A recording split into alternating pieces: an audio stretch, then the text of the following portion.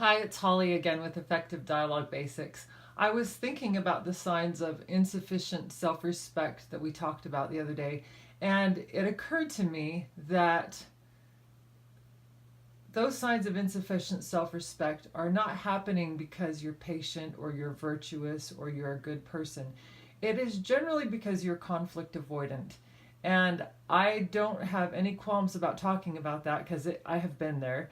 It may be that you are patient, but I do want you to take a look at it and just make sure that anything that you do for others is not because you are conflict avoidant. Of course, you'll have to check your own heart in that instance, but I'm going to give you the tools to be able to do that. First of all, we talked about you doing things for others that hurt you in the process. If you do that, a lot of the time it is because you are conflict avoidant. If you decide to walk home in the dark because you don't want to interrupt your husband who is playing video games, that is you doing something for him that's actually hurting you. If you make excuses for others' misbehaviors, that is generally you being conflict avoidant. Rather than calling them on their crap, you are saying, oh, well, this is why they can't do that. And it's because they're depressed, or it's because whatever. You'll make something up, and it's because you don't want to address the issue with them. Or you've maybe already tried to address it with them and they're in denial or whatever. And you just don't want to deal with being in conflict again. Another thing is you'll make excuses for why others can't take care of their responsibilities. I have an example of that. A friend of mine she never left her kids at home with her husband, and part of the reason was that she said, well, he's just not as good with kids as I am. So she was making this excuse for him because when she did talk to him about taking care of the kids, he would either blow up or he would just demur and act like he wasn't, didn't want to do it. That's his responsibility as their dad. So it's worth having some conflict over that. And the behavior does not get better on its own. With regard to raising children, that gets harder as they grow up, not easier. And if he starts when they're young, or she, whatever the case, it doesn't matter whether it's the father or the mother or whatever, that does get harder as the kids get older. And the parent that does not want to help becomes increasingly disabled and unable to take care of the kids. So it is worth having conflict over. You give more credibility to others' words than to their behaviors. That, again, comes because you don't want to address their behavior. You want to take them at their word, even though they haven't really made good on their word, and just be patient so that you can make sure they have a chance to do what they've said they're going to do when they really have no intention of doing it.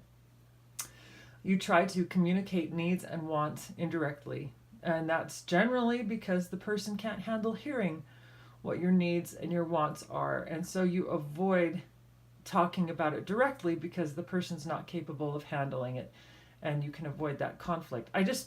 Everything here is about avoiding conflict, and you are distracted by the fact that you want to be a nice person, you want to be a dependable person or whatever, but you don't demand that of other people at all. So that's a problem. You blow up or you have a breakdown when you have finally had it. We already talked about that the other day. A lot of the time, if you're avoidant, that breakdown will be in private and you won't be able to be very functional, and then you have to apologize for why you can't do something for the other person when they want it. You really end up working yourself into the ground. The next one is you look for the good in others and you overlook the bad. Again, you're overlooking the bad because you're avoidant. You don't want to tell the other person about the bad, or you don't think that they can handle it. You find yourself saying, with more time, patience, love, he or she will change. Again, with this, you are lying to yourself, and they get to use that lie to be able to keep you being patient for years on end. Not cool. You stay in a situation without an escape plan, which of course a lot of the time people don't even realize they need an escape plan, or they don't realize that they can have an escape plan. And I would like to tell you that you can have an escape plan. It might take a while. It might take some calculating. It might take some really careful thought. It might take some planning, but if you are consistently disrespecting yourself, you have got to get out of that situation. A couple that I added today because I was thinking about it. You apologize often. You need to ask yourself why you're apologizing. And a lot of the time, you're not apologizing because you're sorry, but rather because you're trying to avoid conflict. And you think if you say in advance that you're sorry, that they won't have a reason to get upset at you. And that's a piece of crap. You find yourself working hard to be worthy of others' love and acceptance. I remember at one time I had a friend, and I was just so grateful that she was willing to let me be in her presence. Very, very, very pathetic. And because she was willing to let me be in her presence, I was cleaning her house for her and doing these little things. That is absolutely ridiculous. Somebody allowing you to be in their presence is not a favor to you at all.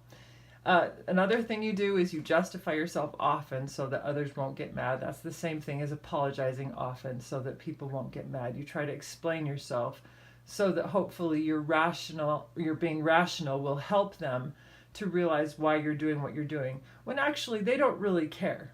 They just want from you what they're getting from you.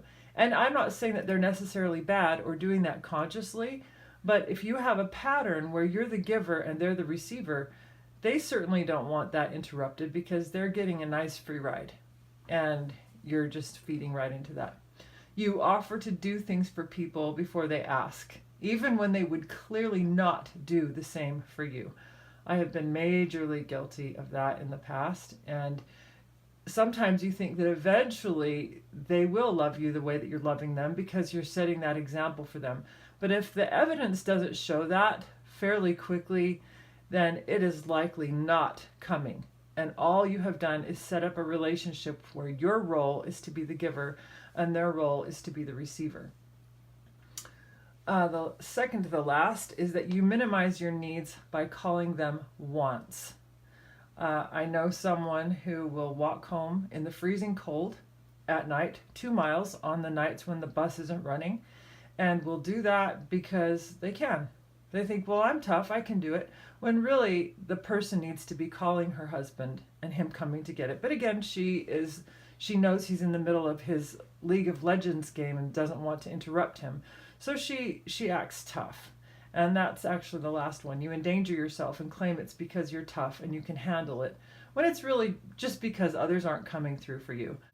So if you notice any of these signs in yourself and you make excuses or you give reasons why it's okay for you to walk home in the snow 2 miles at 11 o'clock at night, you are in denial and you're not respecting yourself and you are being conflict avoidant.